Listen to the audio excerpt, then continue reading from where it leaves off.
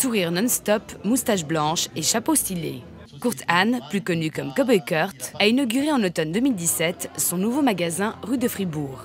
Toute une institution du western style de presque 35 ans. Retour sur son épopée. Je monte toujours à cheval sans selle. Déjà là, tout le monde m'appelait déjà cowboy. Et ensuite, il y a mon oncle qui avait un magasin de chaussures et puis des bottes. Et puis finalement, il me dit, tu ne veux pas faire ça? Puis moi, j'ai dit, ouais, ça m'intéresse. Et puis j'ai fait toutes les études, j'étais dans les usines, j'ai travaillé, j'ai fait toute ma connaissance en fabriquant des bottes et tout. Et ensuite, j'ai appris plus tard par ma mère que j'avais un oncle aux États-Unis. Et puis lui était costumier à Hollywood et puis aussi pour New York, pour les grands artistes, Madison Square Garden, aussi pour le City Music Hall. Et puis j'étais allé le boire. Et puis c'était dans les années 70. Hein. Et je voyais, évidemment, lui, il avait vu Woodstock et puis il montrait tout le truc. Et puis là, j'ai vu la première veste à franges. J'ai acheté parce que le veste à franges, en fait, c'est pas western. Veste à franges, c'était le look. C'est pas cowboy. C'était le look que tout le monde portait. Et puis moi, je venais avec un veste à franges. Et puis ce jour-là, je me suis dit, il faut absolument que je développe ça parce que ça n'existe pas ici. Kurt a quelque chose de Lancy. Il a été pendant 14 ans le programmateur musical du premier festival country.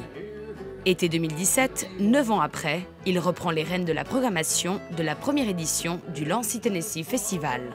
Il y avait quand même presque 3000 personnes qui venaient en 2 jours. C'était tout simplement superbe. Là, on va refaire nouveau le festival. Ça va être nouveau fin juillet. On fait nouveau une 2e édition. Et puis, j'ai déjà contact avec pas mal de groupes. On fait country, blues, rockabilly. Et je crois que c'est quelque chose qui est plus ouvert que la country music. Et ça attire plus de gens. Je présente un état d'esprit. Et ça peut être des garçons ou des filles, des gens jeunes ou âgés. Et je crois que le message, il passe très très bien. Mais qu'est-ce que l'esprit western? Il faut être aventurier dans l'âme. Il faut être un esprit très ouvert. On n'a pas ces préjugés sur des gens, des différents états, différentes couleurs, différents trucs. On a un esprit très ouvert. On est simple. On accepte les gens comme ils sont. Et puis finalement, c'est ça en fait qui fait que les gens, ils vous aiment parce que vous prenez des gens comme ils sont. Et ça, c'est mon esprit comme ça. Et je suis très ouvert, je me débrouille en 5 langues. Je pense que ça aide aussi. Et j'aime les gens. Un état d'esprit qui a ses propres échos vestimentaires. Moi, j'ai un look très rebelle parce que quand je m'habille comme ça, je suis heureux. Je suis très bien dans ma peau. Bien sûr, c'est inhabituel ici. Mais c'est un look qui rajeunit. C'est un look, ça vous donne un style. Ça, c'est un CX Paul Castor, un cowboy hat qui vient du Garland, Texas. La chemise, il vient de la Californie. Les bagues, ils viennent d'Arizona, New Mexico, c'est indien, parce que j'ai beaucoup de contacts aussi avec les Indiens.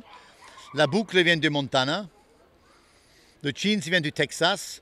Et les bottes, c'est des Caïmans qui sont spécialement faits pour moi, parce qu'avec mon logo, c'est fait par Rodney Heyman, un grand bottier américain. Si vous allez vraiment dans le profond ouest, spécialement au Texas, les gens sont fiers des choses qu'il a faites tout à la main.